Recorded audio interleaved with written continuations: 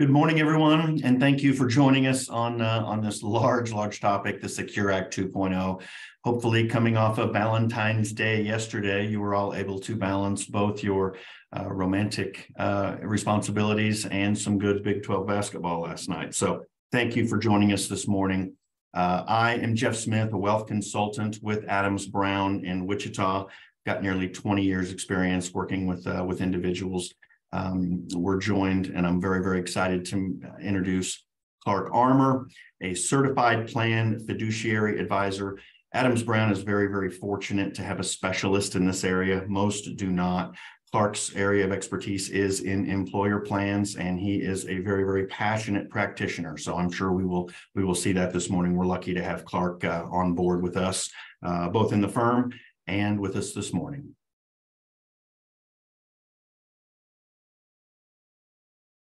The agenda this morning, we're going to visit about the bill. We're going to visit about the changes to the bill, and we're going to leave some time open after the prepared remarks for some discussion. It will be in a Q&A format. We've also got the chat box below that we urge you to use. I would call the final portion of the presentation really more discussion than Q&A. As it's a very broad topic, but we will dive in, and you will have your time to get into your questions as well. As we look to the end of the presentation, you might be thinking about your input. This is likely not the last of the material on Secure Act 2.0. As we address this later, we might have you think about, as our follow-up later comes, should we address this in a chronological manner as far as what happens in each coming tax year? Would you prefer that we visit about this in maybe a single business owner view, or maybe we visit about it as a participant view? So think about that for your comments for later. All right, what are we dealing with? Everybody here has got some knowledge about the Secure Act 2.0, or you clearly wouldn't be here. Hopefully you're looking for some clarity. Broadly, December 29th of 2022, President Biden signs in the Secure Act 2.0. Broadly, it's a major package of retirement saving provisions. The goals of Secure Act 2.0, the goals of this $1.7 trillion spending package, the goal was to help Americans save for retirement, to be independent, to control what they can control. It's designed to expand access to retirement plans through their employer. And the third goal is to ease administration for employers. We'll see how that looks. That may have an asterisk by it. We'll see. Maybe 2 out of 3 ain't bad. The record keeping and payroll are going to be much more difficult for business owners, even though it is much easier for individual taxpayers. We'll start with a quick poll question.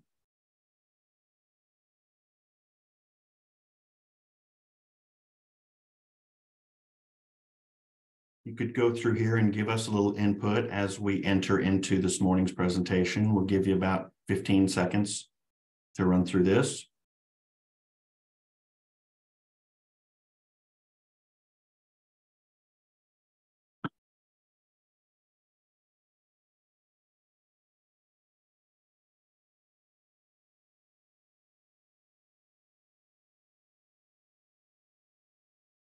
Most important features as they apply to your business.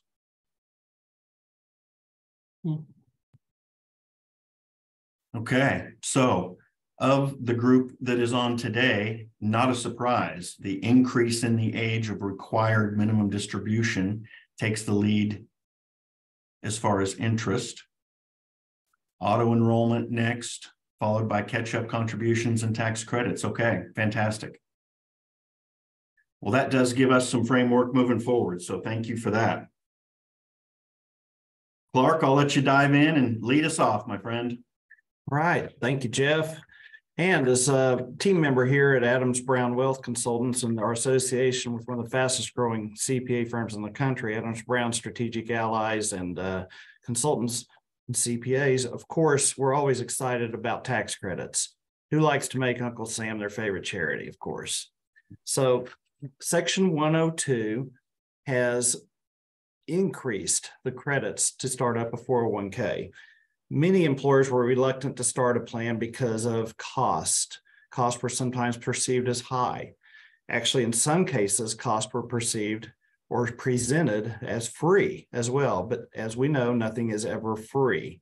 Those costs could be 2.5% to 3% of your return on investment charged to you in the plan.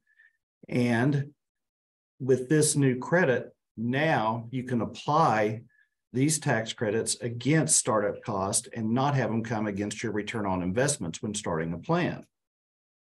So Secure Act 1.0 passed in 2019 was the first step in the starting with these credits. It allowed 50% credit of startup costs for 3 years, up to $5,000 a year for employers with under 100 employees.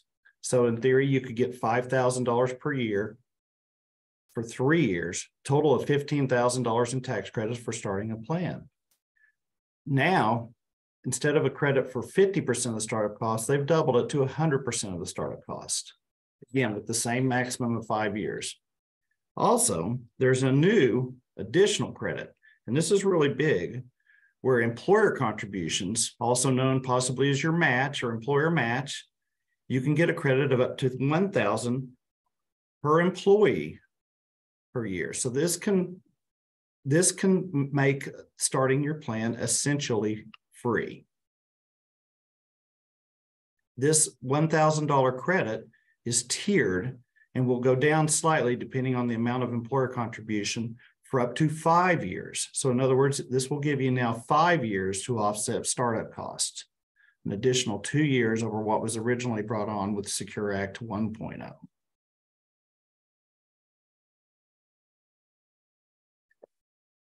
There is another additional credit, and this is one of those that is mandatory.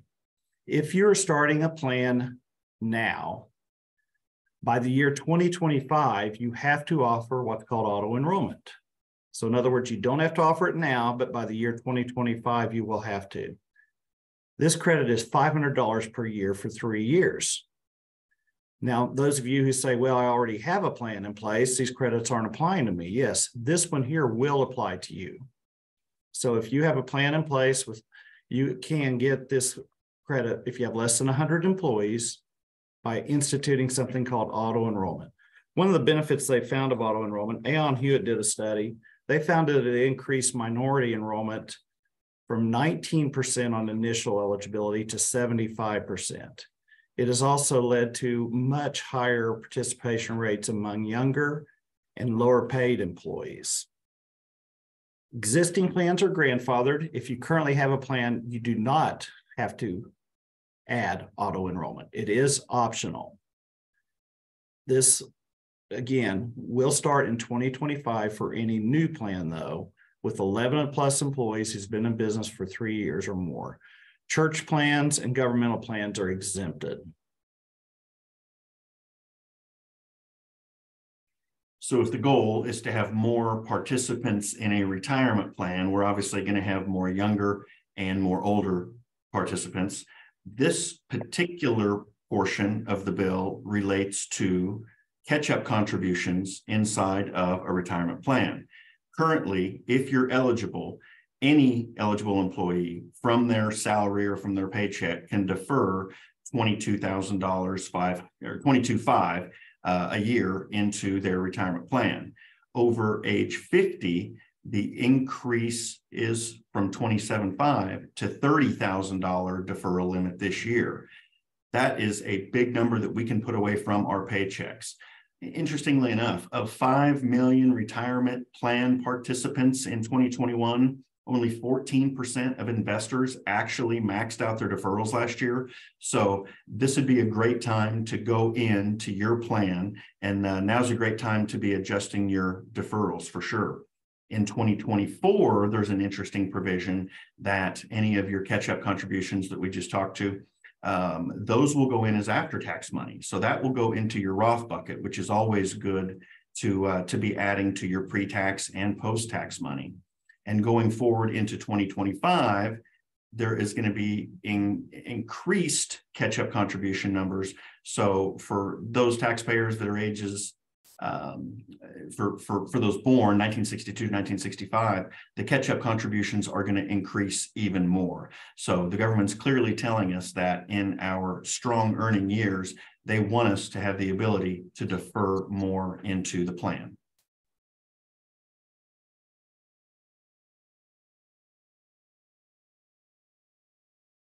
Employer contributions. This is a big deal and with a lot of questions around it, unfortunately, though.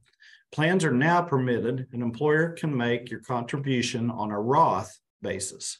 Currently, all employer contributions, your match, if you do profit sharing, any other money that the employer puts in is pre-tax, which means the employee, of course, will have to pay tax on it when they pull it out.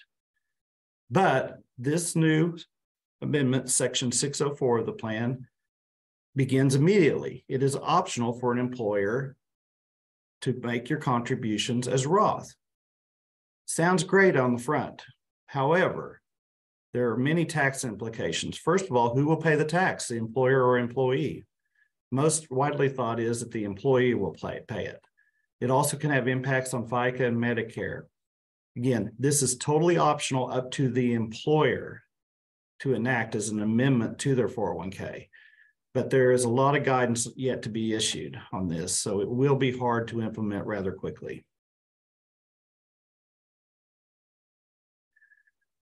This is a section of the plan that will impact many, many people. Many businesses say, hey, my employees are part-time, they're not eligible for the plan. With a lot of benefits, 30 hours or somewhere in that range may be determined as part-time. However, in the 401k world, the eligibility and the hours rule is much different. It traditionally has been 1,000 hours per year. You do the math, that works out to less than 20 hours a week, then they have to be eligible for a plan. Under the new plan, well, let's go back to Secure 1.0. In Secure 1.0, they established that if someone works 500 hours a year for 3 years in a row, they must be eligible to participate in the 401k. Again, do the math, that's about 10 hours a week. So employers would then have to track hours. This is very important. If you have an outside payroll supplier or payroll company you use, you must start tracking the hours. And you should have been tracking them last year, actually, of course. If they work 500 hours a year, they found that the 3 years in a row is going to be harder to track. They reduced it to 2 years in a row, and they must be eligible to participate. However, this is mandatory, but there is an option on whether you allow the match to those employees between 500 and 1,000 hours. If your employees above 1,000 hours are eligible for a match, you do not have to match those that are under 1,000. But once again, there can be a trip up. What if they suddenly work more? You have to make sure your payroll company has good data and that you track these appropriately. All right, Section 107 seems to be something that about 1 in 3 of us on the call today are tracking. So this is really, really big news. It's very exciting news as it relates to required distributions from your IRA. So let's back up a little bit. So as we put money into a qualified plan, we get a tax deduction. The arrangement is that the government allows us to have tax deferred growth. We put money in, we get a tax break as it goes in. That money gets to work for what is supposed to be decades worth. But when the money comes out of the plan, it's taxable. So we're going to pay taxes on it when it comes out. Because the money is working, assume that it's going to be growing, the IRS certainly wants to get the revenue on it at some point. So they force us to do distributions based on life expectancy and actuarial tables. So prior to 2019, we were required to take money out of our retirement plans at age 70 and a half.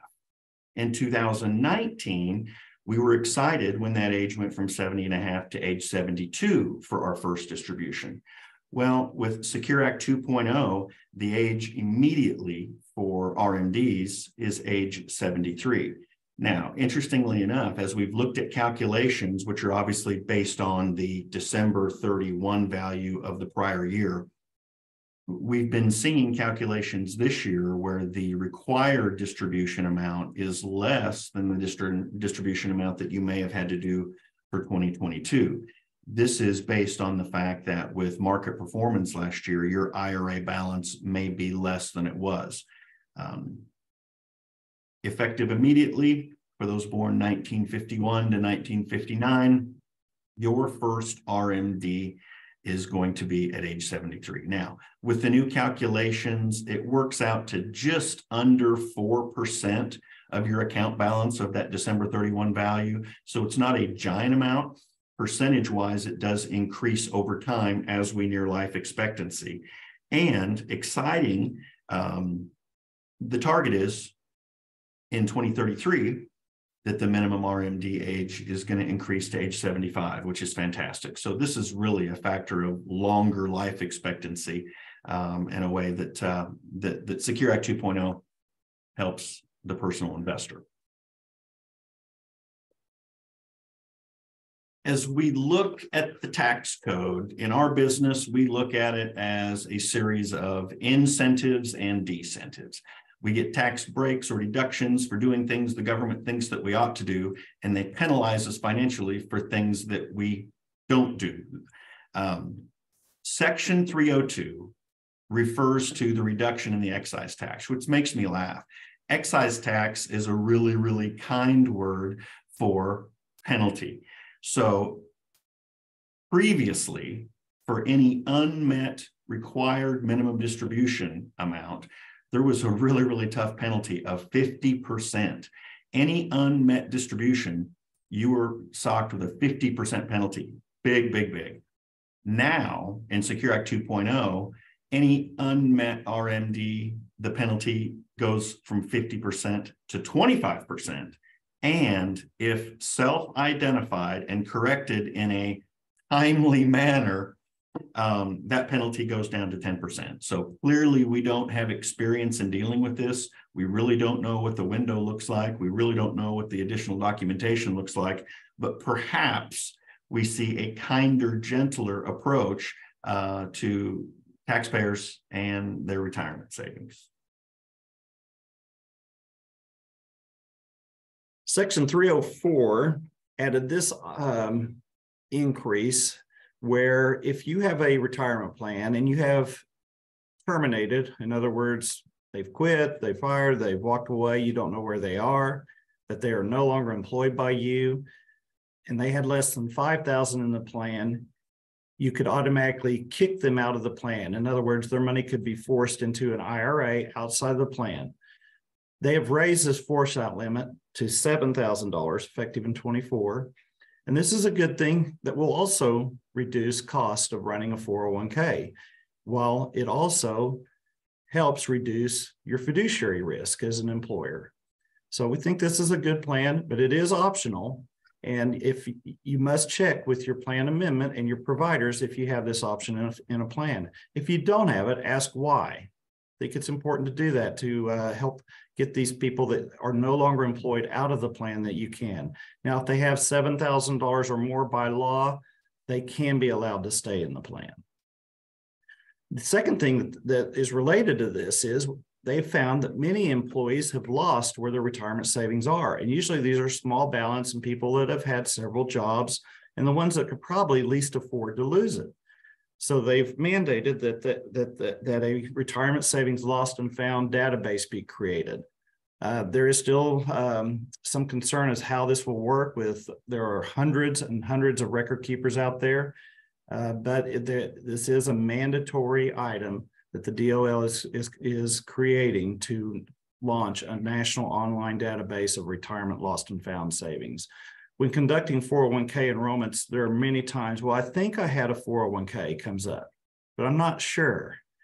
There have been cases where we found 401ks people didn't know they had with $12,000 in it here and there, or 15, like, oh, I forgot I had that. Believe it or not, that does happen more than we think. This online database should be a great enhancement, but we will see how it works out. There will be kinks at first, I'm sure. QBAD, we like acronyms in the 401k. We have ACA, EACA, QACA, all sorts of things. QBAD is actually a good thing.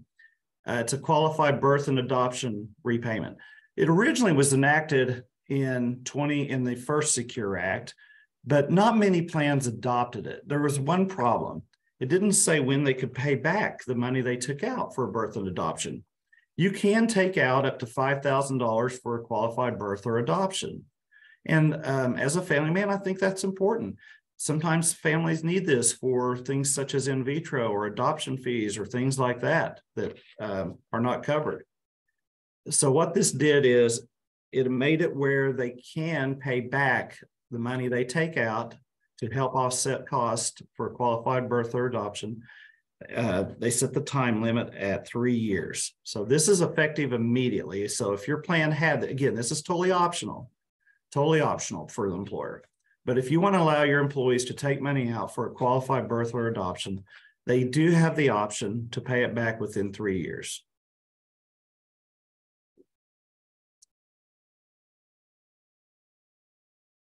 Also, Section 127 established a sidecar account. Studies have found that many people can't pay a $400 emergency bill that might come up. Water heater goes out, car repair, whatever it is. We often have heard the rule to save 3 to 6 months in an emergency savings account. This allows for up to $1,000 per year to be withdrawn without the 10% penalty if you're under 59 and a half years old from your 401k. You do have the option to repay it also. And again, this is optional for the employer to add to the plan. You do not, as an employer, have to allow this. It is an option for you to allow. This can be effective as early as 24. Next page, I believe, kind of relates to this as well. The employer can also make contributions into this account with up to a $2,500 cap. The employer can set that cap. These contributions will then be allowed to have up to 4 no-fee withdrawals per year. If an employee leaves, this balance can be taken as cash or rolled into a Roth or a separate IRA. This is a really high impact provision that will have lots of record keeping implications, lots of implications for tracking correctly. So it will be a little difficult to implement, but again, it is optional.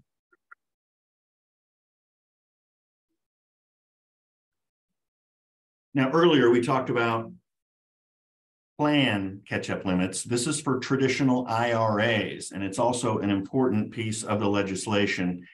Currently, with earned income, any taxpayer can make a $6,500 IRA contribution. Catch-up contributions obviously apply to those of us over age 50 and allow for an additional $1,000 in this tax year to be put away for a total of $7,500. This is really, again, designed for those that are in their higher earning years to be able to put more away and control their retirement even better. Catch-up limits are going to continue to increase for those that are ages 60 through 63. And in 2025, the target is that either the greater of $10,000 as a limit or 150% of the current catch-up. So it could be $10,000 in 2025, or at the current level, it could be $11,250 for your IRA contribution. So more guidance to see over the next couple tax years. And another important part of what we do with personal planning could be either estate planning, it could be charitable giving, the philanthropy side of things. A reminder, over age 73, as distributions come out of your qualified funds, they are taxable. One strategy that's very proactive that we use with a great deal of our clients is a qualified charitable distribution. So basically a charitable RMD. The idea is that if we're required to take money out and it is taxable, one way that we can abate some of those taxes is by sending money directly to a qualified charity. That could be a church, that could be a university. There are a number of other charities that qualify, but we see that many of our clients have charitable inclinations. Now you've got an annual charitable distribution limit of $100,000, and that will continue to increase and will be indexed for inflation. A way that you can give to those entities that you care about, meet your RMDs, and lower your tax bill ultimately. Not only in the 401k world, there are several provisions to enhance simple IRAs and SEP IRAs. And the most important one of that is that employees can now have their contributions as Roth. Prior to the enactment of Secure Act 2.0, all simple and SEP IRA accounts were treated as pre-tax. Employer contributions can also be done as Roth. Again, there will be questions as far as how the taxation of that will go and how FICA and Medicare will be affected. One other important item, previously, if you're, as an employer, had a simple IRA plan in place, and let's say hypothetically it's November of 22, just last year, if you did not send a notice to your employees by November 2nd of 22, you were locked into a simple plan in most cases until 2024 tax year. You had to keep it in place for the entire year. Now, an employer can replace a simple plan mid-year with a safe harbor 401k plan. So that is another huge, huge enhancement to the retirement savings of many Americans. We just covered about 15 important features of Secure Act 2.0 in about 30 minutes. It's a 356 page amendment to a 4,000-page omnibus bill that was signed, has 92 provisions. We didn't touch on about 70 of them. There are many, many other aspects of this. There are items such as domestic abuse.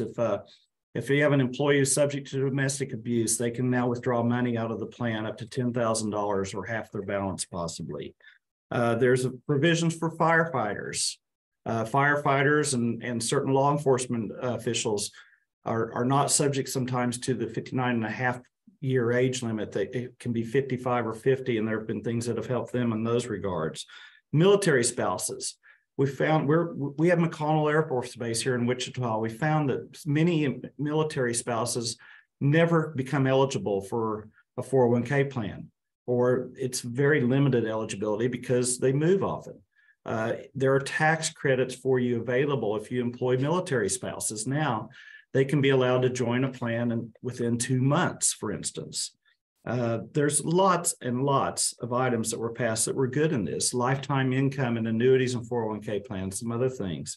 This was passed with bipartisan support, 414-5. So it was a very popular bill. And as with any bill, there were kinks to work out.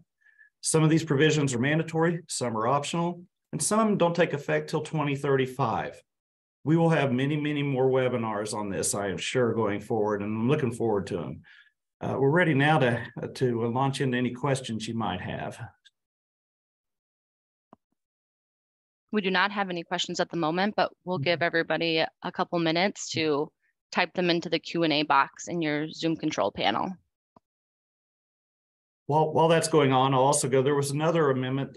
One of the things employers talked about was all the notices had to be delivered for 401k. There's been some simplification of that, which will be helpful as well.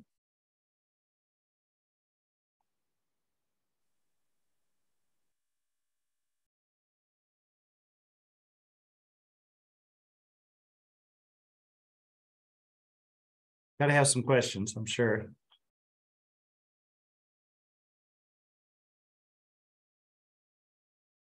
Probably any topics related to retirement plans.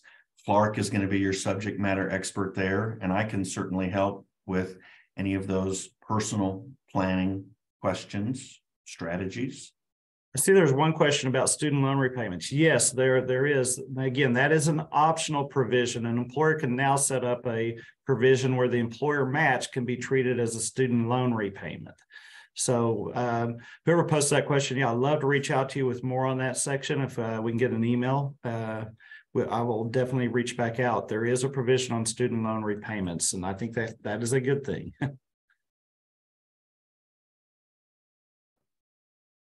Also, a question about the new part-time rule. Okay, in years past, well, starting in 2019, you had to allow employees with that, or starting actually with the Secure Act that was passed in 2019, it became effective in the 21 tax year. Employees who worked 500 hours a year had to be allowed to be eligible for the plan after 3 years. The Secure Act 2.0 has now changed that to 2 years. So this starts with the 24 tax year, I believe. I will double check that. And if they work 2 years in a row, 500 hours per year, they must be eligible for the 401k. Now, if they're under the 1,000-hour rule and your plan currently allows an employer contribution or match only to those above 1,000 hours, you do not have to offer the match between 500 and 1,000. You certainly can. So it's up to you. And by the way, you don't even have to allow 500 hours. I do have plans, and I've seen plans where employees are eligible immediately, no matter how many hours they work. So again, that is part of the beauty of the flexibility you can have in 401k plans.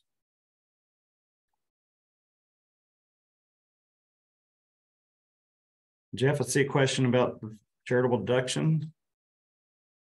Yeah, based on Section 307, taxpayers are allowed to do a one-time $50,000 distribution to a charity. So as long as it is a nonprofit, that distribution must go directly. If you take money out into your account directly and then write a check, it doesn't count. You would want to get with your practitioner, and the documents would basically direct those funds directly to the institution to receive. So it has to go directly from the qualified plan to the charity to qualify. So make sure you don't do a distribution, or it will show as taxable.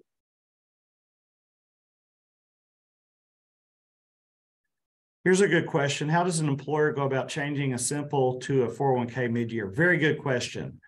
That is high on the list of research that we're doing, to be honest with you. As with any bill passed in Congress, lawyers tend to make money. Lawyers write most plan documents. So we will get back to you. Please provide an email. That is something that we're still heavily researching about how it is to be changed. In the past, there was a 60-day notice. We think that is still applicable to terminate a simple plan. So you have to provide a 60-day notice to employees, and during the 60-day process, then the conversion can be done. How it will be done is still a little bit in the air. There is a requirement to make employer contributions with the new 401k. So in a simple plan, you can stop employer contributions on a rolling basis, possibly 2 out of 5 years. In a 401k, you must make the employer contribution if you switch from a simple plan.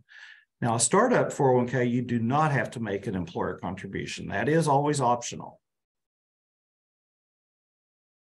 Another question involved ESG funds. Are they required in a 401k? That's not part of the Secure Act. That was actually part of the Department of Labor rule. The answer is no, they are not required. Now, a retirement plan committee can use ESG guidance as an option to consider plans in the plan in a 401k. It is not a requirement, though. Looks like another RMD question that we've got submitted. Can only RMDs be qualified charitable donations, or can you choose to direct any amount to a charity? I am not a licensed certified public accountant, so I am not a tax specialist, but from our side, here's the understanding. You can either write a check to your favorite charity. You can do so if you want to be proactive and you're required to take money out of your IRA, so if you're in RMD status, many of our clients don't need the money, which is why they choose the charitable option. That's another way. Another tax efficient way that you might be able to give to charity outside of your IRA, outside of just writing a check, if you've got a non-qualified, a non-IRA investment account. Maybe it's sole ownership, or it's jointly owned, or it's owned by your trust. Instead of writing a check and giving cash, some of our higher net worth clients will actually donate appreciated shares of stock. If you've got a stock that you bought and has increased greatly, if you sell it, you're going to incur capital gain taxes on it. Well, a way you can benefit yourself and benefit the charity is by actually donating those shares. And we can help coordinate that. But with some of the entities that we've got around here, some of the aircraft entities, we've got executives that have got highly appreciated stock. This is a really savvy way to approach that. So either write a check, you may be able to donate appreciated shares from a non-qualified account, or taking those qualified charitable to a nonprofit as well. If you've got more questions specifically on that, attendee, feel free to reach out. Our contact info is going to be below. One question back to the conversion of a simple plan mid-year. They asked if we can help with that conversion. Absolutely. We will be able to help with that and have the resources here to assist on converting a simple to a 401k mid-year.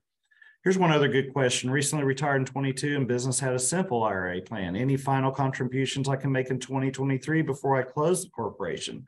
I believe absolutely you can, especially if you have employees too and have some income or sales going on. So again, we can get back to you on that with our CPA resources, but the short answer is yes, we believe you probably could make contributions for this year.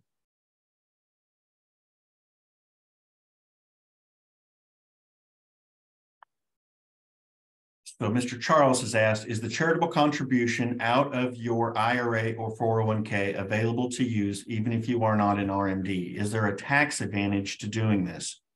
I would say from an estate planning aspect, if you've got qualified balances that might fall in that never money kind of category, that you're never going to spend it all, that could be an option. I would say that would be a question we would want to involve one of our CPAs in from a tax standpoint, but we would certainly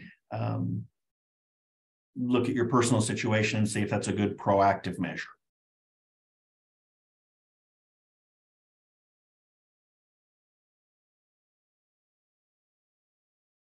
One question about, is there any deductibility for Roth contributions, not an employer plan made, since an individual does not have access to any kind of retirement plan where they work? Yeah, you always have the Roth IRA, of course, or if you're self-employed, you can do a SEP possibly for yourself that could be in Roth now.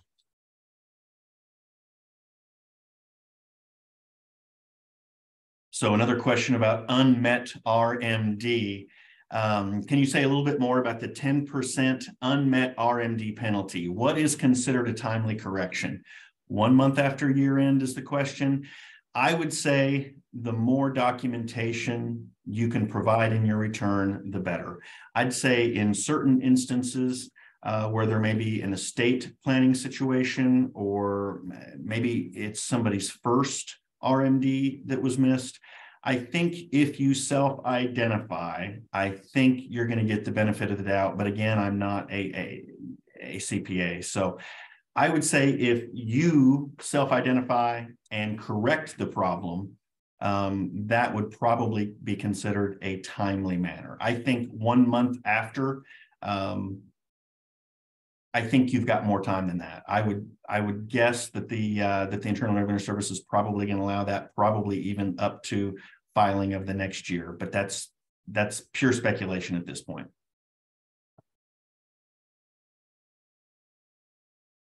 Being that we're part of a large CPA firm, we started with tax credits, and I think we'll probably end with tax credits as well. The nuts and bolts of this are there's up to $16,500 in tax credits for starting a 401k plan, and additionally some employer contribution credits on top of that. So an employer starting a 401k can now be essentially free and really free in this world, but via the tax credits are allowed. So please reach out to your providers, reach out to your CPAs for guidance on this. And please reach out to Jeff and I for any questions. Again, Jeff will handle most of the R&D and charitable contribution questions, and those as they relate to catch-up contributions and individual, your individual accounts. Reach out to me as the business owner for your own employer plans. We appreciate these great questions and your time. Please reach out to us and look forward to more webinars on this in the future. Great. Thank you, Jeff and Clark, for answering those questions. We did have one more come in. Is there an age limit to conversion for simple to safe harbor? No, I do not believe there is an age limit on that. So. All right, wonderful. Well, thank you for the great presentation. This concludes our webinar.